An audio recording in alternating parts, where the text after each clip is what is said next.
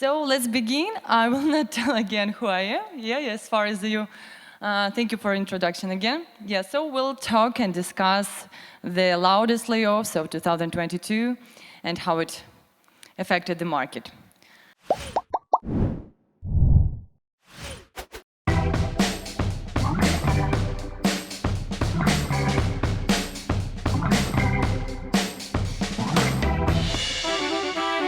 So our industry is very dynamic and it goes through different transformations. It has some highs and lows. And sometimes, yes, some layoffs happen due to different reasons. We'll talk about that as well. So sometimes, there is such kind as announced layoffs. But I should mention here that this is only the top of the iceberg. And the real situation in the industry could be slightly different. Because there is also such a tricky thing called shadow mode layoff.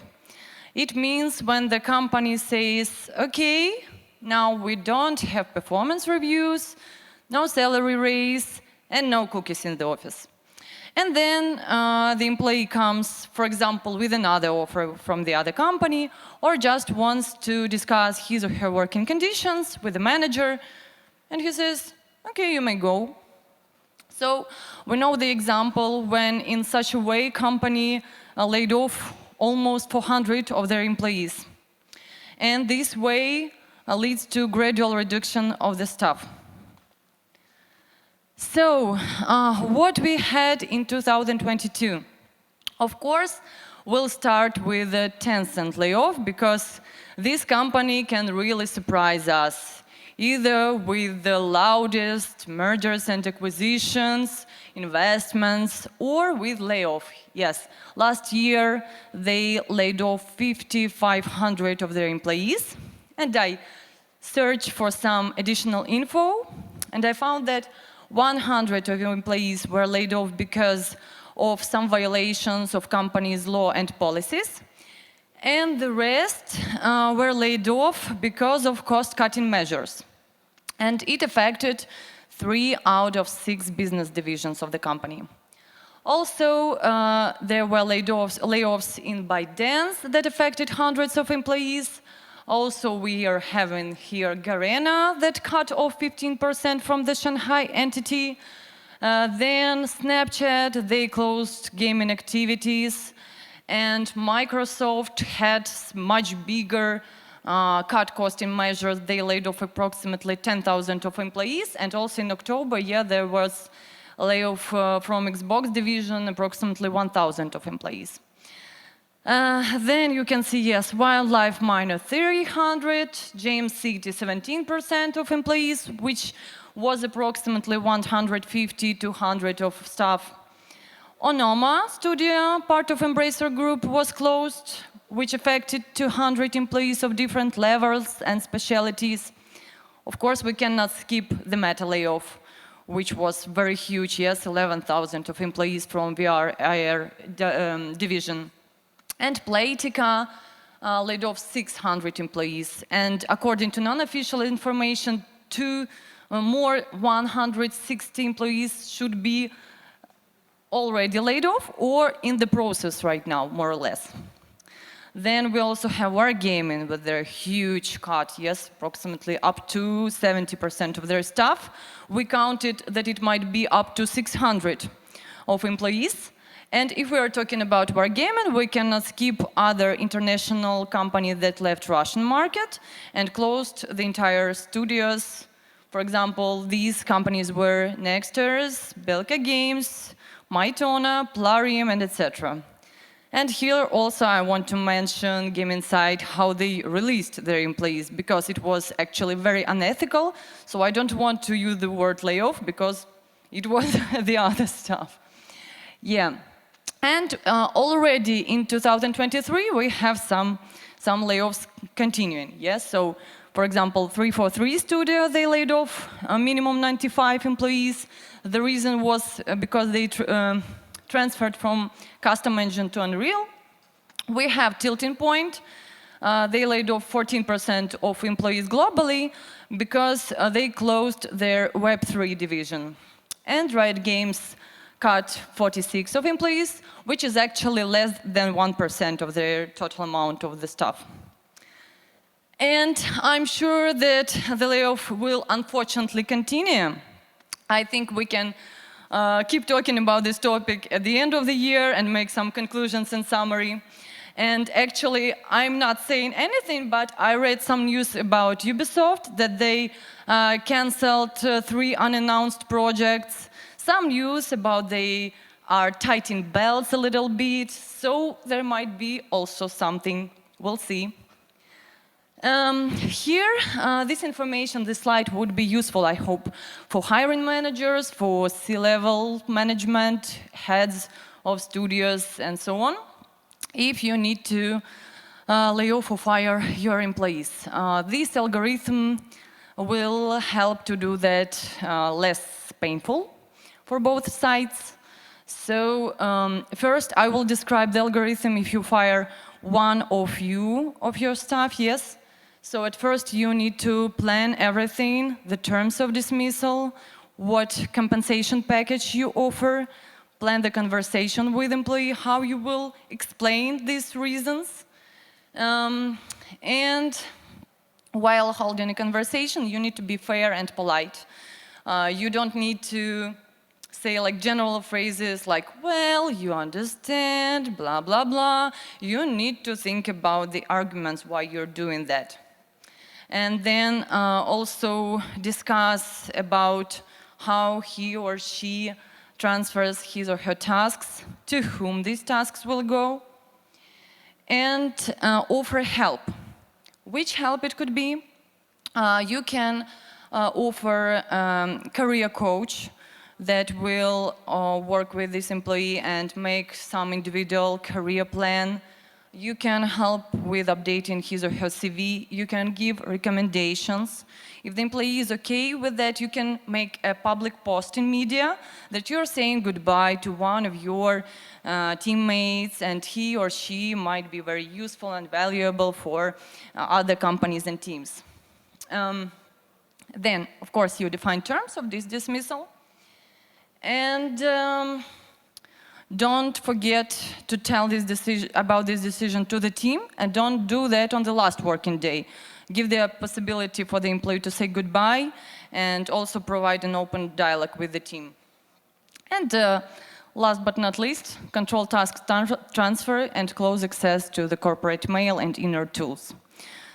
If we are talking about more massive layoff, oh no, sorry, I forgot about exit interview, of course. It's very important too, because it also can help in reducing the negativity. So how to hold this interview?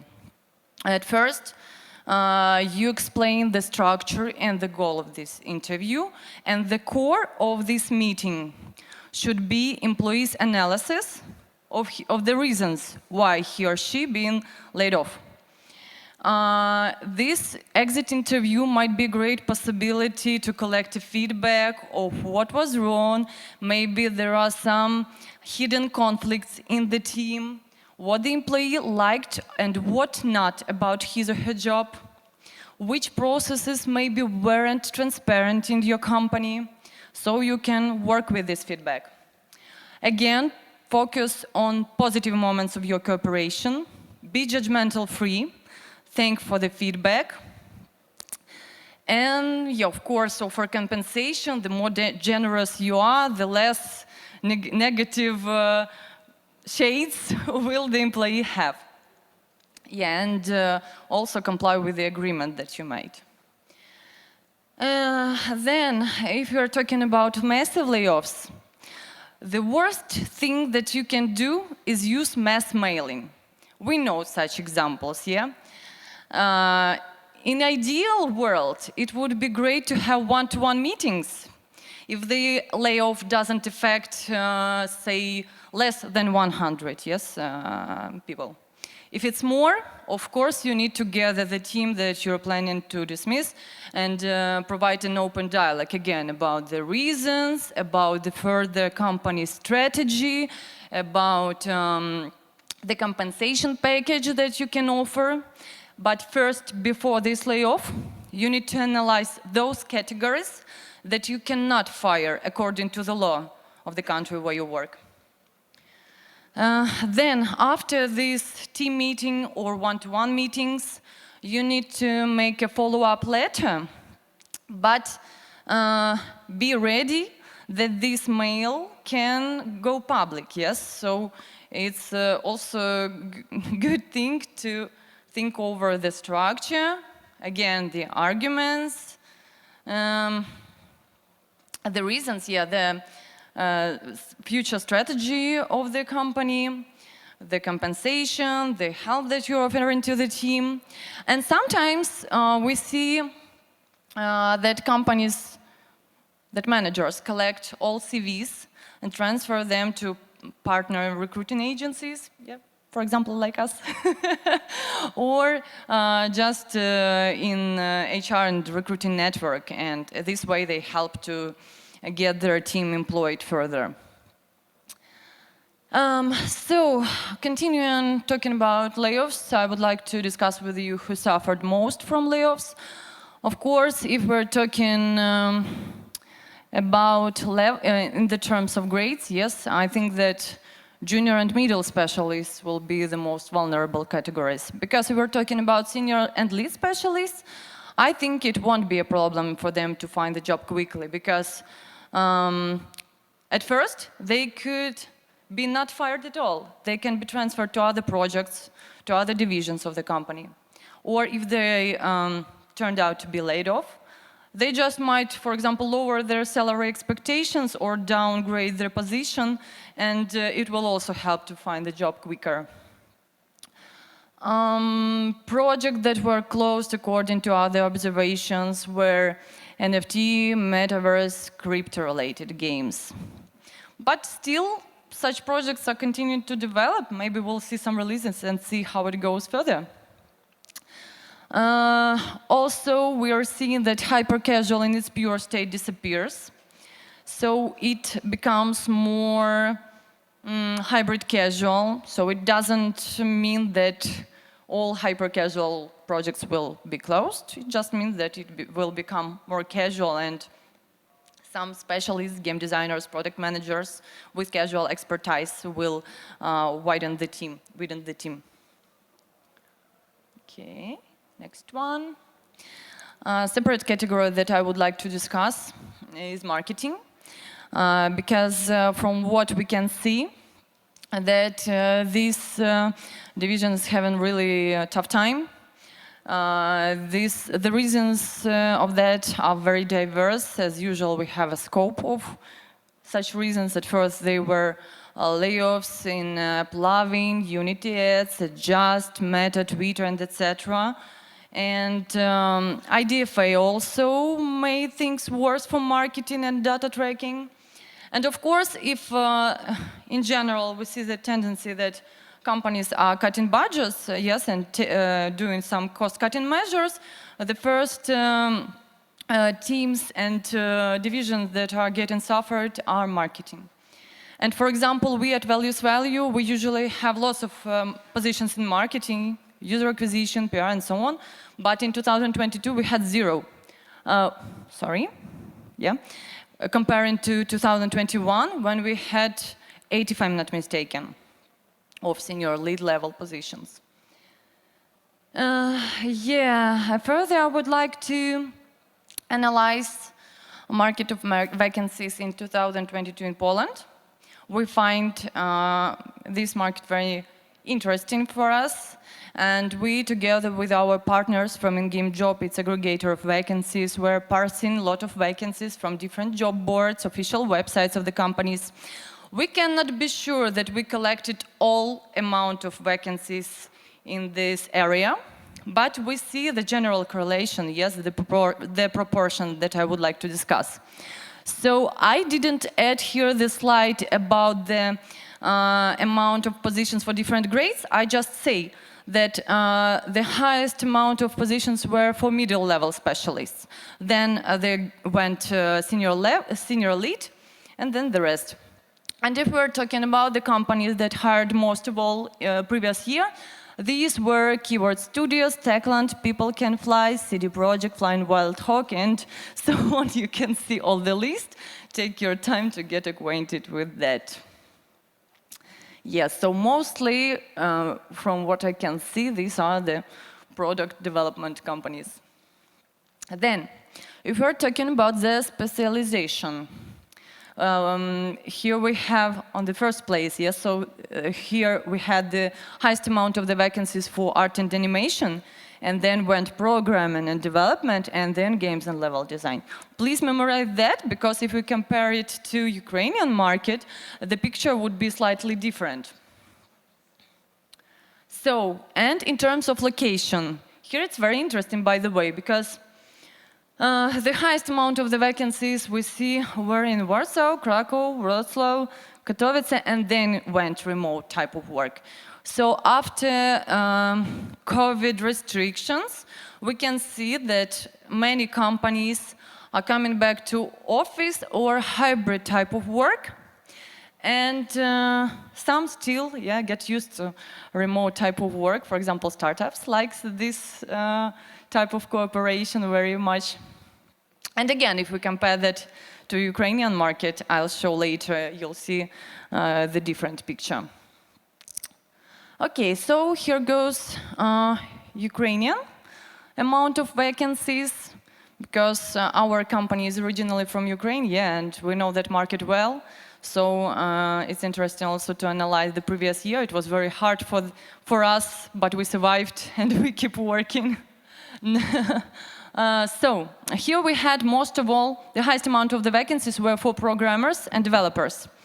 And then went art and animation, and then games and level design. And nevertheless, what I told previously about marketing and PR, yes, here in Ukraine we still hired for these positions. And then, if we're talking about the company that hired most of all, these were Roommate, Pingle, Artificial Core, Murka, and then the rest, with very slight difference in the amount of the vacancies. And if in Poland we saw that most of the companies were product developing companies, here in Ukraine, these two companies are outsourcing, art outsourcing or co-dev or something like that. And then the other company that hired product or they're developing projects related to slot and casino.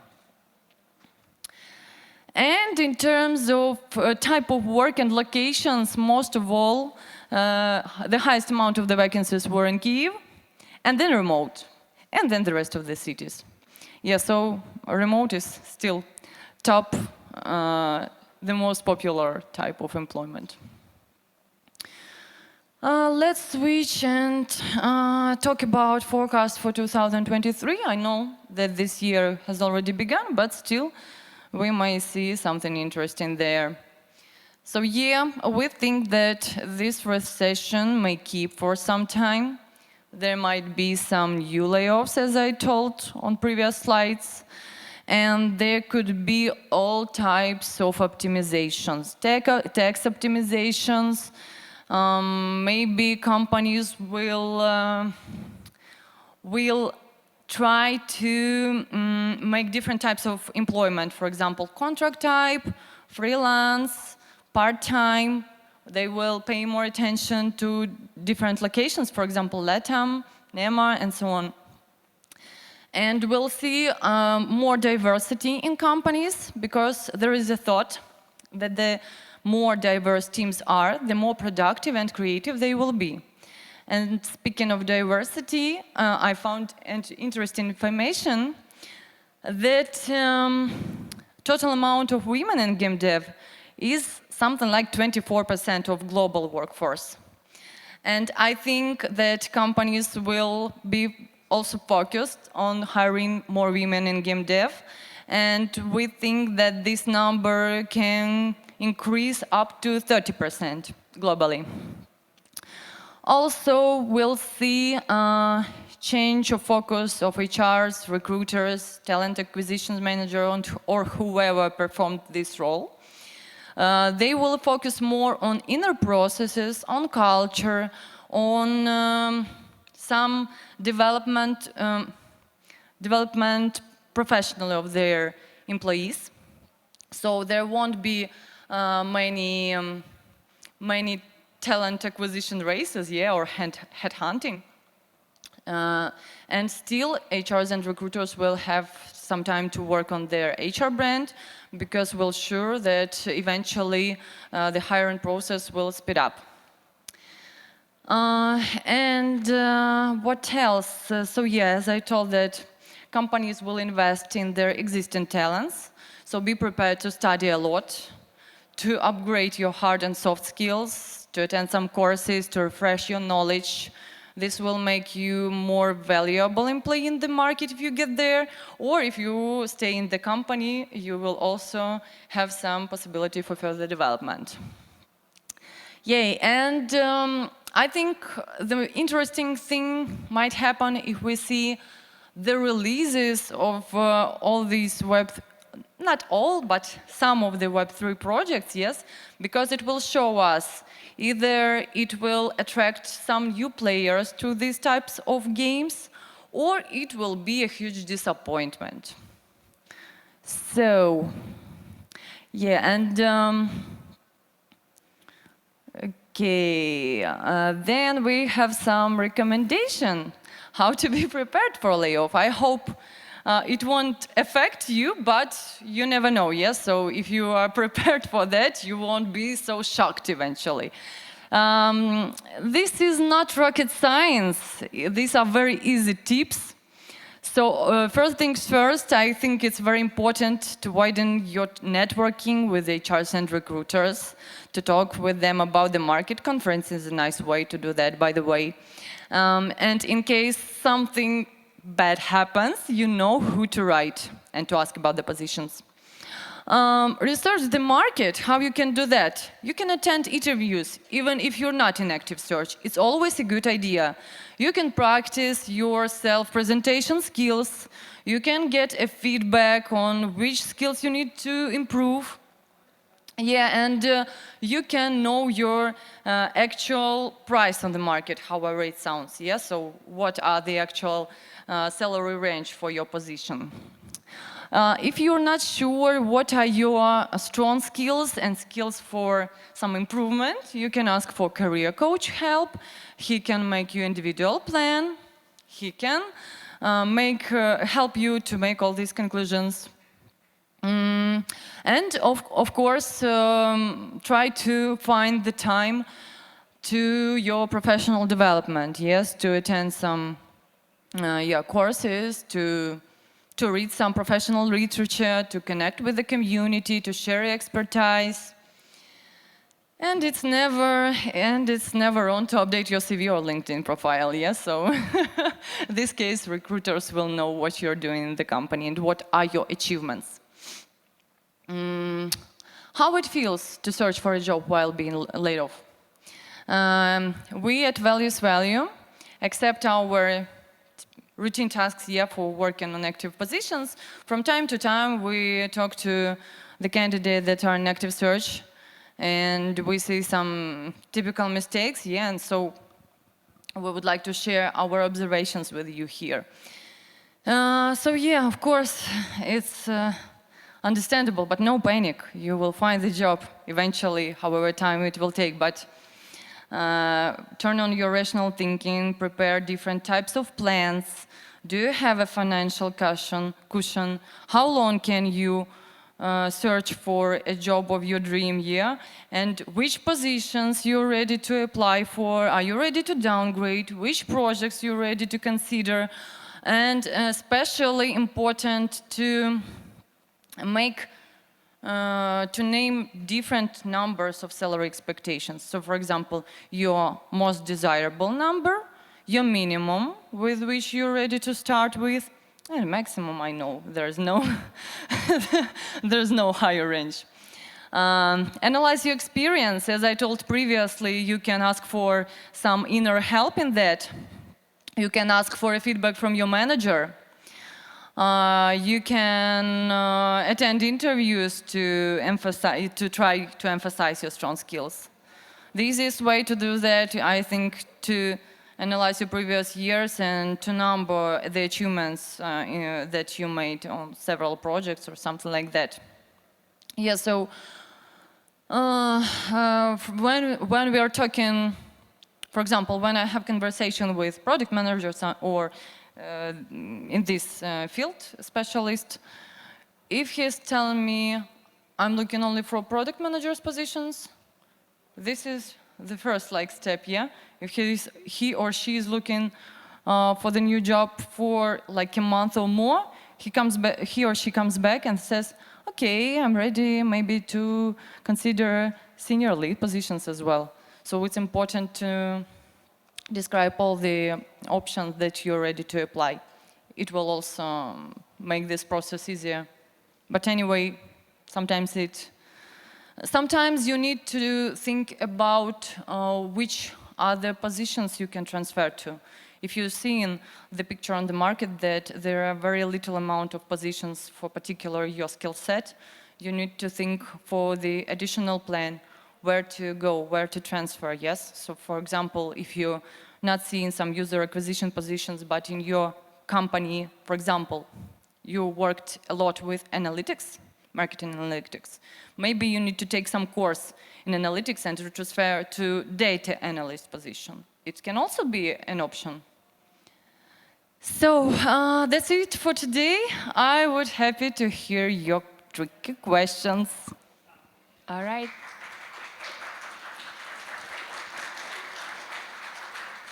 Thank you so much, Sasha. Does anybody have a question at this point? Okay, the man in the back.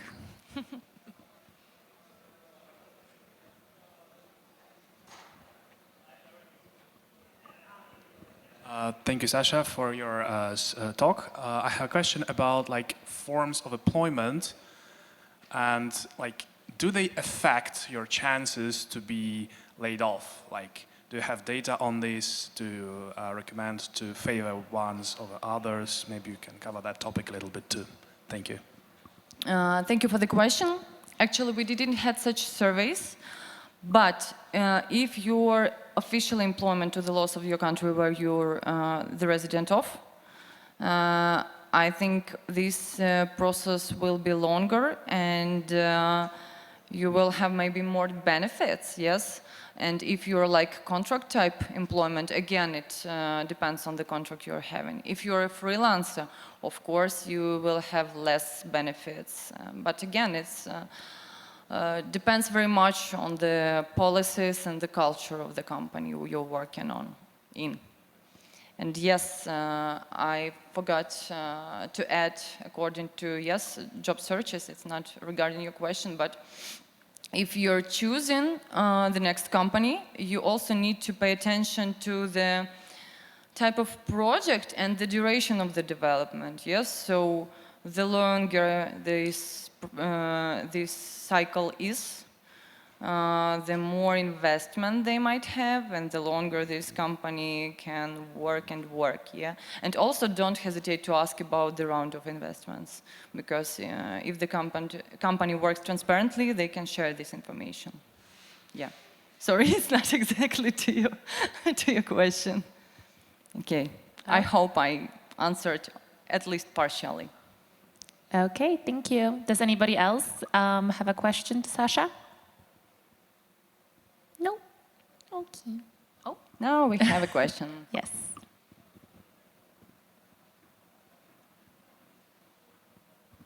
Yeah. Hi. Any advice to trying to ask a question? Sometimes companies come to me and ask me about how much, I don't know, salary I want, and probably from, I don't know, Germany. And I don't know, the answer because I didn't any researches about the salary range in the specific country. So any advice how to, quick way to do that? Probably, I don't know, websites and etc. because it's a problem for me all the time. Thanks. Okay. Thank you for the question. Actually, we had such cases, yes. We're working with a client from Spain, and of course, we were contacting different candidates from other locations. If they couldn't name the number right in the moment, we gave them this website I like, numbeo.com, where you can compare the cost of living in your location to the location you probably will relocate. So you understand your comfortable way of living, yeah, how much you need in your particular location, and then you see if it differs, for example, with Germany, yes, is it higher, how many percent it's higher, and you add this number, and also research the cost of the rent. It will also make maybe higher your salary expectations with this addition, yeah. So I usually recommend to use numbeo.com, yeah. And this year we will conduct salary survey through the Europe about benefits, salary ranges. I think we will share that with you as well, and it could be also very useful. Thank you. Maybe some more questions? Hi, I'm Ignat. I wonder how much layoff affects really HRs and company who seeks employees on the shrinking markets.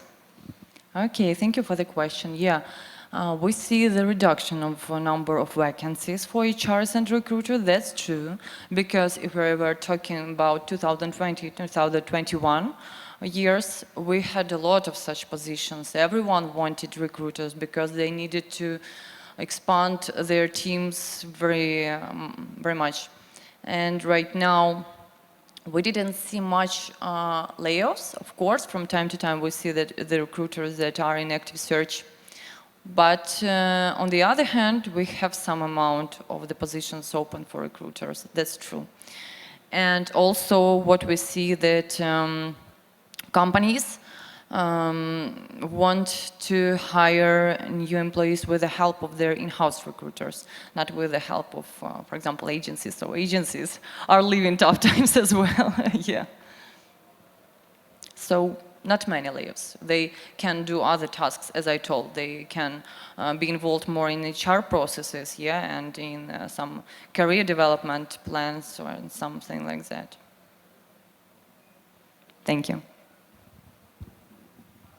Okay, I think, oh yeah, we have one more question.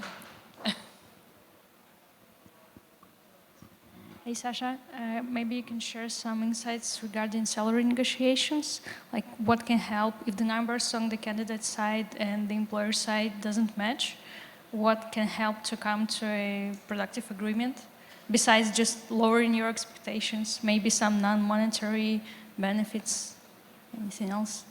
Thank you. Did I understand correct that the question is what if your salary expectations are higher than the range in the If just the numbers doesn't match, maybe the candidate wants more money than the company can offer. Maybe there are some tips and tricks that can help come to an agreement for both sides, besides just lowering your expectations. You can discuss the exact plan. For example, if you're deciding to start with lower salary expectations, for example, yeah, anyway, you need to find the compromise. This is the only way it will work. And the compromise, we know that both sides can suggest some options. For example, you start with lower salary expectations, but then the company offers you the exact plan, exact KPIs that you need to reach, the exact OKR plan, for example. Many companies use that right now. And for example, the exact period of time that you're discussing when this raise could happen, yeah? So if I understood your question right. So other tips and tricks, let me think more, yeah. Maybe if the fixed salary is lower, you can ask maybe for some bonuses or again, with set KPIs to be achieved. All right. Thank you so much. Thank you very much. I think we're getting to a finish. Thank you, Sasha, so much.